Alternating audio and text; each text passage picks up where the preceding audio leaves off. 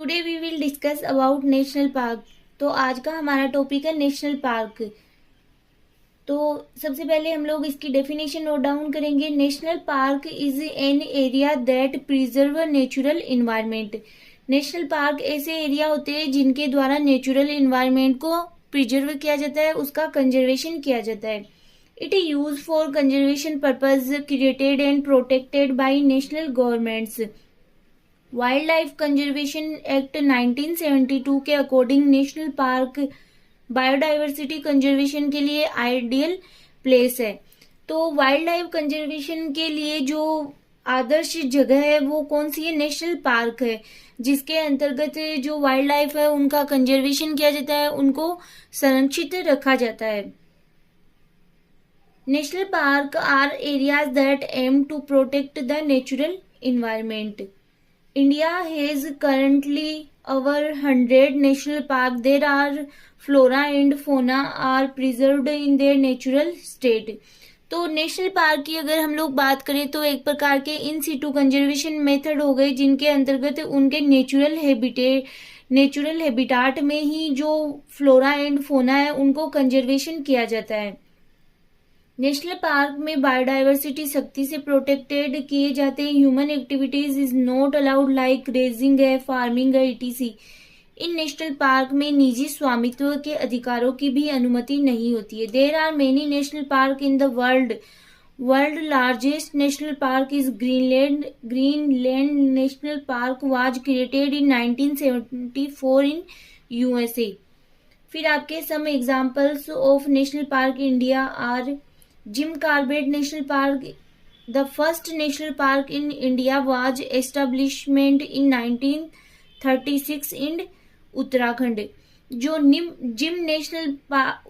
Gym Corbett national park है वो India का सबसे पहला नेशनल पार्क है, जिसे उत्तराखंड में 1936 में स्थापित किया गया था। आपके the first national park in the world is Yellowstone national park established in 1972 in United state of America. तो दुनिया का पहला नेशनल पार्क तो USA में बनाया गया था, जिसका नाम है येलोस्टोन नेशनल पार्क, और इंडिया का पहला नेशनल पार्क उत्तराखंड में बनाया गया था, जिसका नाम है Jim Corbett national park.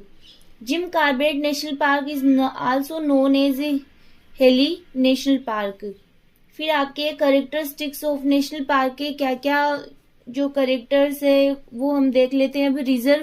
Reserve area of land owned by the government की ऐसे एरिया होते हैं जिनके ऊपर गवर्नमेंट का अधिकार होता है। ए relatively large area, public enjoyment, education and inspiration, betterment of wildlife, no cutting, grazing allowed, outside species allowed, area is protected from human exploitation, industrialization and population। तो एक प्रकार के इतने प्रोटेक्टेड एरिया होते हैं कि उनमें ह्यूमन की एक्टिविटीज को अलाउ नहीं किया जाता है।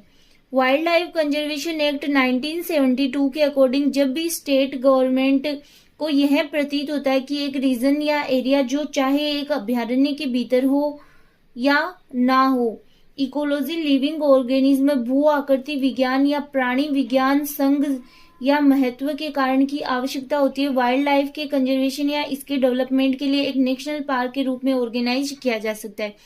इन 3-4 लाइन का मीनिंग यही हुआ कि अगर गवर्नमेंट को लग रहा है तो ऐसे रीजन, चाहे वो अभ्यारण्य हो या ना हो, जो जिसमें कि इकोलॉजी के लिविंग ऑर्गेनिज्म प्रेजेंट हो, तो गवर्नमेंट को अगर किसी एरिया को नेशनल पार्क बनाना होता है तो वो उनके गवर्नमेंट के द्वारा ऑर्गेनाइज किए जा सकते हैं किसी भी एरिया को।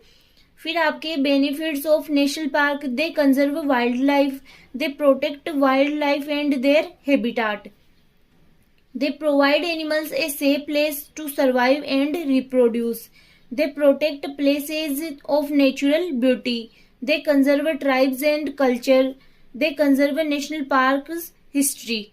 तो ये कुछ बेनिफिट आपके नेशनल पार्क के तो आप नोट डाउन कर सकते हो। बहुत इजी सा सिंपल सा ही टॉपिक था आपके नेशनल पार्क जो कि आपके दे भी रखा है सिलेबस में नेशनल पार्क। तो ये टॉपिक यहीं पे ही कंप्लीट होता है। नेक्स्ट लेक्चर में नए टॉपिक के साथ फिर मिलेंगे।